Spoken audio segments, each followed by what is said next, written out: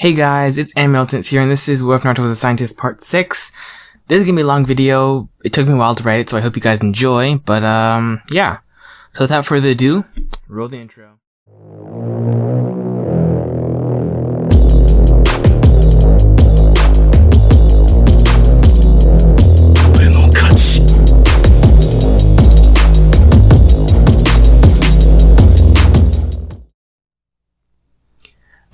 The Joys Ninjutsu inventing, Naruto thought to himself as he sat in the middle of a circle of books and scrolls.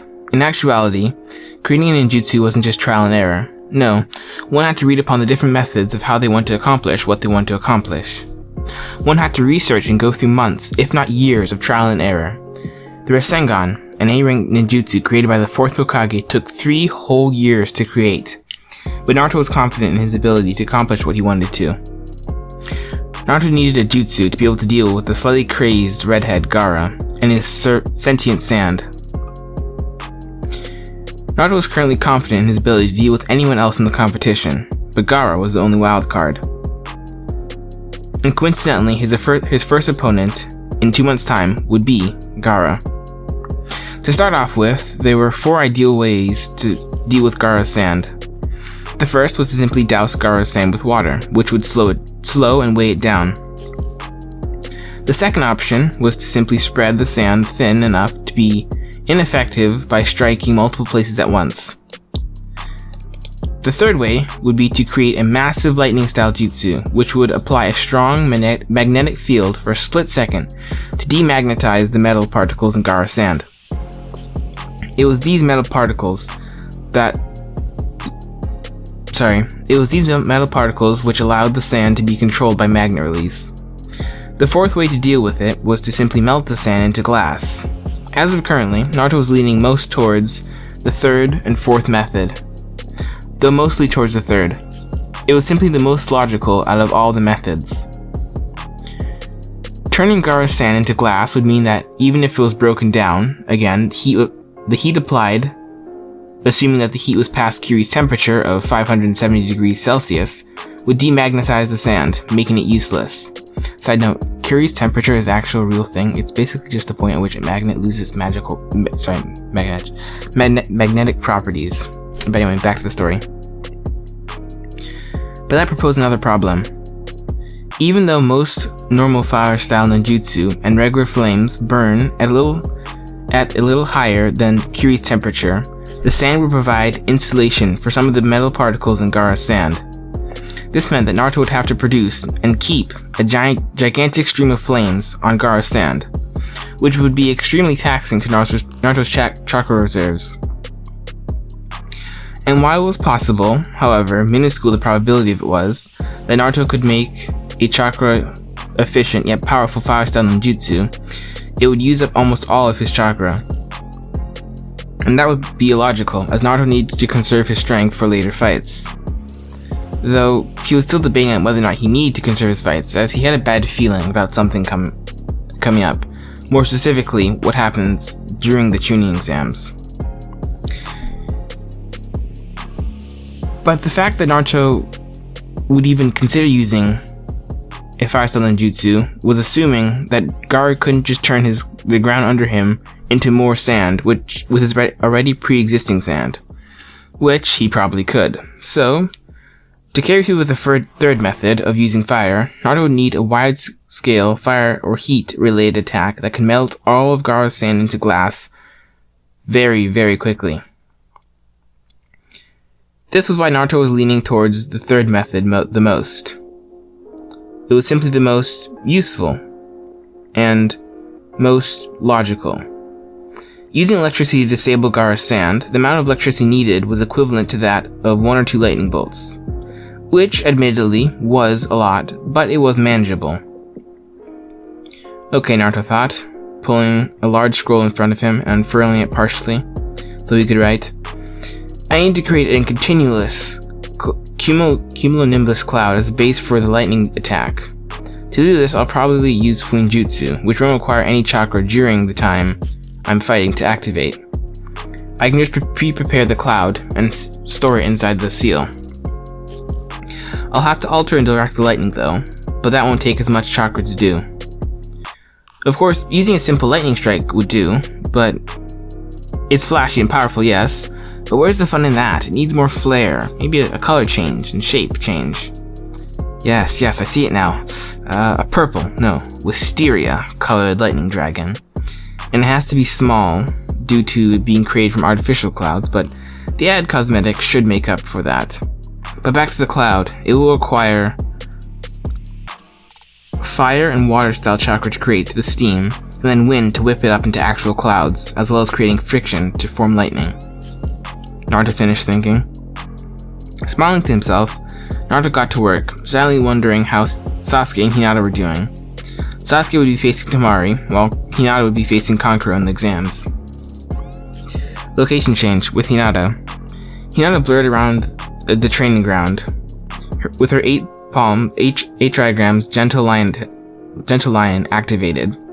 It was slightly different, as water-style chakra was attempted to be used in tandem with it. Hinata was seriously straining herself, but she was determined to push onwards, refusing to fall behind. The lining surrounded her gave a small roar, as if in sync with her thoughts. On the sidelines, a Kakashi clone watched, ready to step in if needed. Location change, with Sasuke. Pure red scarlet flames flickered around Sasuke's hand as he rushed forward and slammed his hand into a boulder, the flames melting halfway through before being snuffed out. The technique was reminiscent of the Chidori, but instead of the high-pitched screaming of small birds, there was instead the hoarse cawing of a crow, or multiple crows. Sasuke was much more comfortable with fire-style ninjutsu, so Kakashi decided to help him make a spin-off of the Chidori with fire-style chakra. The Chidori was, after all, just regular chakra. The Raikiri was the one that had lightning-style chakra added. Side note, I know according to canon this isn't actually true, as the Chidori was a failed attempt of adding lightning-style chakra to the Rasengan, but in this specific what-if, I thought it would help make more sense, as Sasuke isn't really going to be using lightning-style chakra as much, or at all, and instead will be using more fire-style chakra, or fire-style ninjutsu in general. And lastly, Sasuke won't really be making the Kirin, but Naruto will be making something like that with his, lightning dragon. Anyway, back to the story. It wasn't perfect yet, but he had 2 weeks to get it halfway decent, and Sasuke would make sure that it was done, or at least decent, before then. Location change, back to Naruto. I'm sure they're doing just fine, Naruto thought. Time skip, 2 weeks. Naruto smiled inwardly as a cumulonimbus cloud, 25 feet wide, hovered about 100 feet above him and let down gentle drizzles of rain. There was an occasional spark of electricity, regular colored, regrettably, far from it, but it was mostly just light drizzles. Soon, Naruto thought to himself, soon I'll be able to create a cloud without needing to prepare it in the scroll, but for now I'll work with what I have. Not bad, Naruto, Kakashi clone said. But now I assume you're going to start working on controlling the lightning, and maybe changing its color? Naruto nodded in response, causing the Kakashi clone to eye smile, before it responded. Now that, I can help you with. Time skip, 1 week. Naruto formed another cumulonimbus cloud above a training dummy. It was again 25 feet in diameter, but this time purple electricity crackled and sparked all over sparked angrily within the cloud, as it strained to escape its confines within the cloud. There was no drizzle, there was no rain, there was no water. Naruto, then forming 16 hand signs, held his right arm up towards the cloud. Wisteria-colored small sparks jumped from Naruto's index finger into the air, before disappearing. Naruto spoke crisply and clearly the name of the jutsu. Lightning release. Wisteria Sky Dragon, Naruto uttered. The lightning sparked within the cloud, intensified, and it was accompanied by a low, menacing buzz. Every hair on Naruto's body stood up, including his long red hair, which waved out behind him like a mane. Then suddenly, the cloud's buzzing went silent, and the electricity disappeared. The next second, in the middle of the cloud, 2 purple claws forced their way out, wrenching a seam in the cloud, allowing the head to push itself out. Out of the cloud emerged the head and 2 front claws of a Wisteria-colored dragon made entirely out of lightning. Naruto idly noted that with its colors and claws, it reminded him of Cleopatra. Lowering his hand, Naruto pointed at the dummy. The dragon roared before it lunged forward in a fraction of a second, almost too quick to comprehend. Nothing below Jonin could have dodged that. The resulting explosion was both impressive and flashy, but nowhere near enough to be considered an A-rank ninjutsu. Naruto heard clapping. Turning to the side, he stared at the Kakashi clone. Congratulations, Naruto. You created your first B-rank ninjutsu. It's not good enough, Naruto stated in his normal monotone. Gaara has too much sand for the jutsu to work effectively at its current state. I also need more power, and maybe less sparkle, just a singular flash. And the cloud has to be at least 35 feet wide, preferably 45 or even 50 feet wide. You're being too hard on yourself, Kakashi said. Naruto paused. Wait, what'd you say?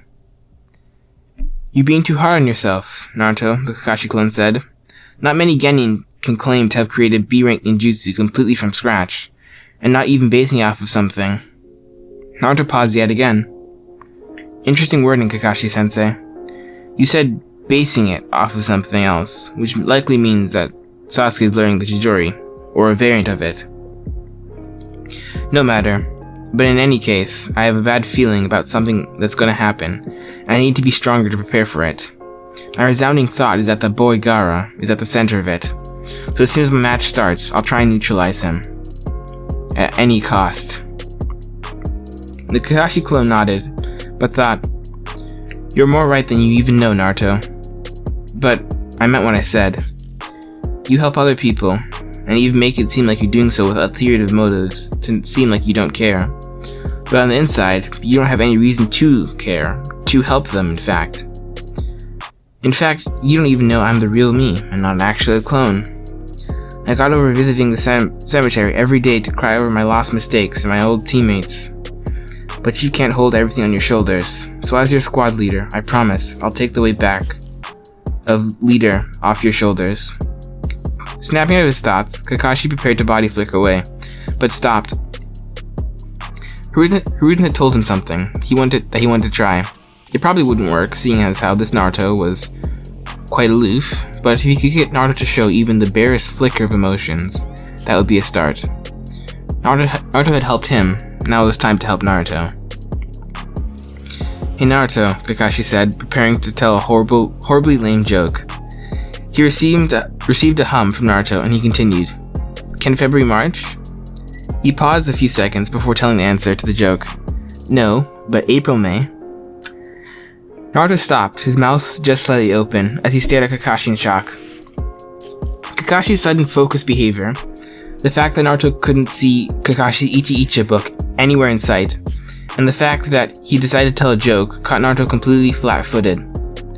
When Kakashi's joke registered in Naruto, he gave the smallest snicker before looking stunned. He didn't snicker. No, emotions were below him, or so he thought.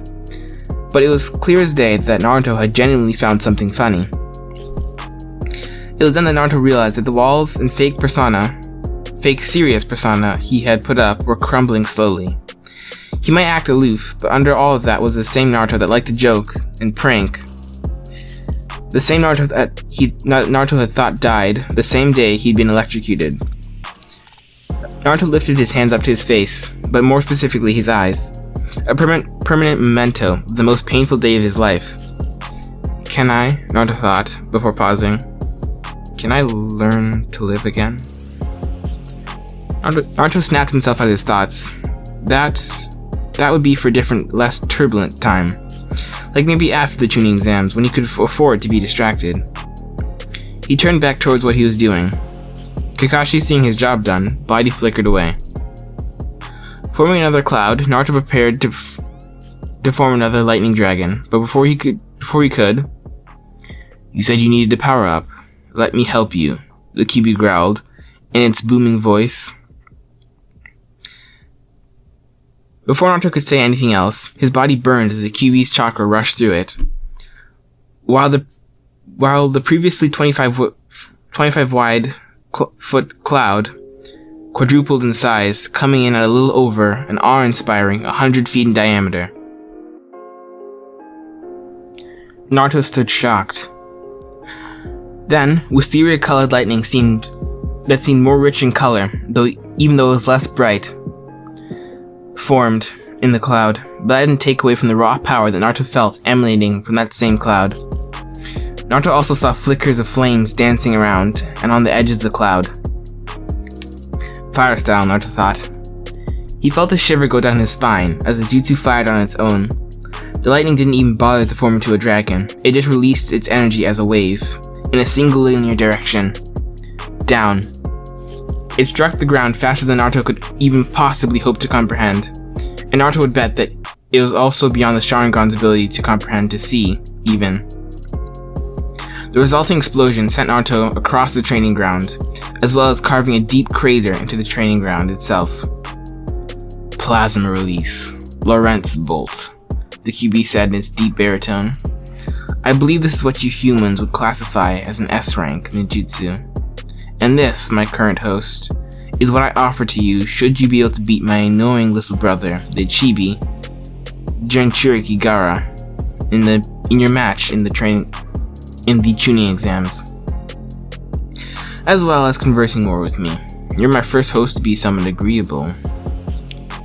So basically, you're lonely, Naruto deadpanned. Before the Kyuubi could roar in denial, he spoke up again. It's okay, we're all lonely at some point. But yes, I accept your deal. The Kyuubi muttered. But good, and forewarning, you might have guessed that the jutsu was a Keki Genkai. I can't actually give you the jutsu, but I can give you the Keki Genkai, or rather simply give you the memories on how to combine fire and lightning style to create the nature release Keki Genkai known as Plasma Release. Naruto nodded once more before getting back to work. He had a match to win and a Keki Genkai to win as well. Time skip. Middle of Naruto's fight with Gaara. Hinata and Sasuke had both won their matches with a good amount of struggling. Hinata had created a new jutsu that added water release to a gentle lion jutsu, which added an actual defense against physical attacks and gave it more power. The new technique had shifted from being just a normal-looking lion standing on its hind legs. Now the lion had no front paws, but three heads, two of which were around Hinata's hands, while the third was still surrounding her head. She named it 8 trigrams, Oceanic Cerberus. Every single Hyuga in the stand had been completely shocked at the skill that Hinata had possessed, as this newfound skill had only been gained in a few short months. They hadn't believed that Hinata had beaten Neji at first, but they sure believed it now, as Hinata slowly but surely beat Kankuro.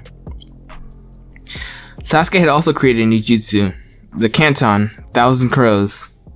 It was basically a Chidori, made out of scarlet-colored flames, but it stopped the entire audience in their tracks as they observed this new, flashy technique. The jutsu was also, coincidentally, severely useful against Tamari's wind gales, cutting through them like a warm knife through butter. But back to the present. Naruto went through familiar hand seals, but with an extra 9 hand seals added first.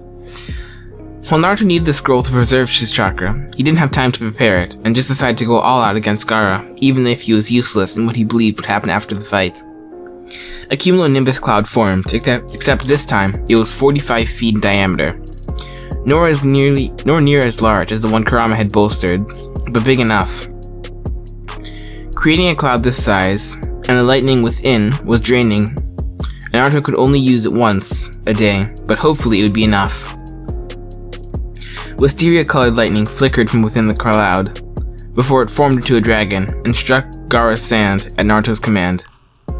Gaara, who was currently in his half-transformed state, stood stunned, as his sand that was covering him, and the one he was controlling, fell off of him like a puppet with his strings cut. The one thing the Kyuubi had clued Naruto into was the fact that the Ichibi, if a sand source was available, could overwhelm the Three Tails in terms of power.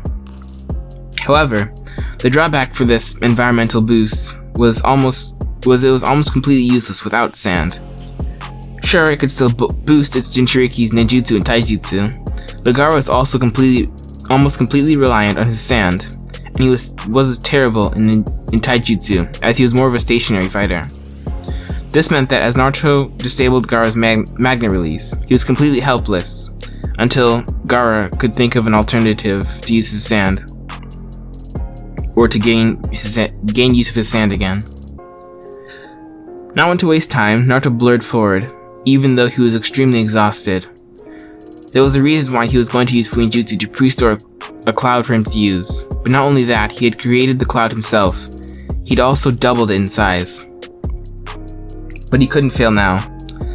He slipped a suppression tag from his sleeve and into his palm. Hopefully it would be enough to restrain and weaken Gaara and the Chibi, or restrain it entirely. Out of the corner of his eye, Naruto saw Kankuro and Temari looking horrified at Gaara's weakened state.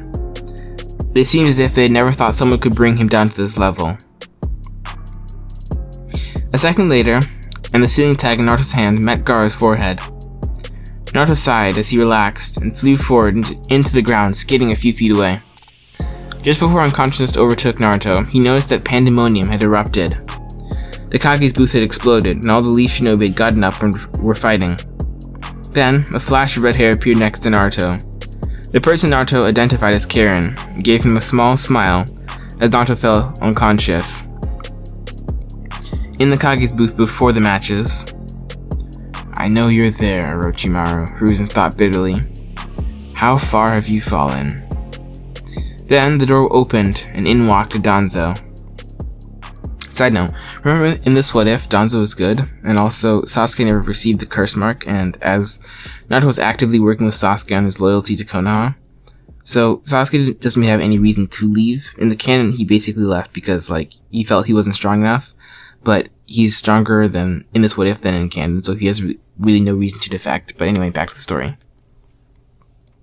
"Sorry I'm late, gentlemen," Danzo said, "but I thought I should join you." Time skip. Back to present, but still in Kage's booth. As Naruto fell unconscious, the Sand Shinobi immediately stood down, seeing as how their main weapon, Gaara, had been neutralized. The Sound Shinobi still put up a resistance, but they weren't as strong, so the issue wasn't as big of an issue if the Sand Shinobi were also fighting. Hiruzen was confident that the Leaf forces could stop them. Then, Orochimaru had a barrier set up by his underlings. "So, 2 old men come to stop me," Orochimaru said, spreading his arms out in a mocking gesture. Neither Danzo nor Hiruzen responded, except for getting ready. Danzo's iron cuffs fell to the ground with a loud thud as his bandages flew off, revealing his Sharingan arm. "So that's what you wanted those Sharingan for," Hiruzen said in a resigned tone. "Yes," Danzo replied curtly. "Orochimaru forged my signature to have the Uchiha clan massacred. And now it's time for payback. Oh, and Hiruzen, if you die, I get the Hokage's position." "I didn't know you could still joke," Hiruzen awkwardly laughed. "Wait, you weren't joking, were you?" "No," was all that Danzo said before rushing forward. Time skip. 3 weeks later. Team 7 were meeting at the base of the Kage's tower. It had been some time after the invasion and reconstruction of the few buildings that had been damaged, but they were well underway to being fixed. Danzo had died in the battle with Orochimaru, sacrificing himself to permanently kill Orochimaru using the reverse 4-point seal, which also sucked in the Sound 4. Orochimaru's main assistant, Kabuto, was still on the loose, but he would be dealt with in due time. Hiruzen had also been extremely injured, being put into a coma that even the best Konoha medics couldn't get him out of. So Team Guy, along with Jiraiya, had been deployed to bring back Tsunade, and they'd been successful. "Okay team," Kakashi said, "you all have potentials in spades. and for the first few months I feel as if I have failed you as leader of the squad, and as a teacher. So, to remedy this, we're going on a 3-year training trip, during which we will be doing missions and training intensely. When we come back, if I deem you adequate, you will all be promoted to Jonin, but you will still be working together for most of your missions as a strike team. When Kakashi finished, all the members of Team 7 looked excited. Even Naruto showed a genuine smile as his eyes lit up with excitement. Now go pack. I have something I need to do. We'll leave in about 2 weeks. Dismissed, Kakashi finished before body flickering away. With Kakashi walked into the hospital and down an empty hallway before stopping at a relatively nondescript doorway. He pushed open the door, and the sight of Tsunade and her assistant greeted him. Team Guy had come back fairly quickly from their mission, along with Tsunade and her assistant. "Are you sure you want to do this, Kakashi?" Tsunade said, reading his name off the clipboard. "Once I implant these Hashirama cells, you can't get them removed. Of course, they'll help bolster your Sharingan, as they did with Danzo's, and maybe even slow down or neutralize the blinding effects of the Mangekyo, but you'll be extremely exhausted for the next week." Kakashi gave a firm, resolute nod. If this was what he needed to do to better to protect his students, then so be it. And as an added bonus, he felt like he was better living up to Obito's legacy. I'm ready. Anyway guys, thanks for listening. I hope you guys enjoy, and I will see you guys in the next video. Later.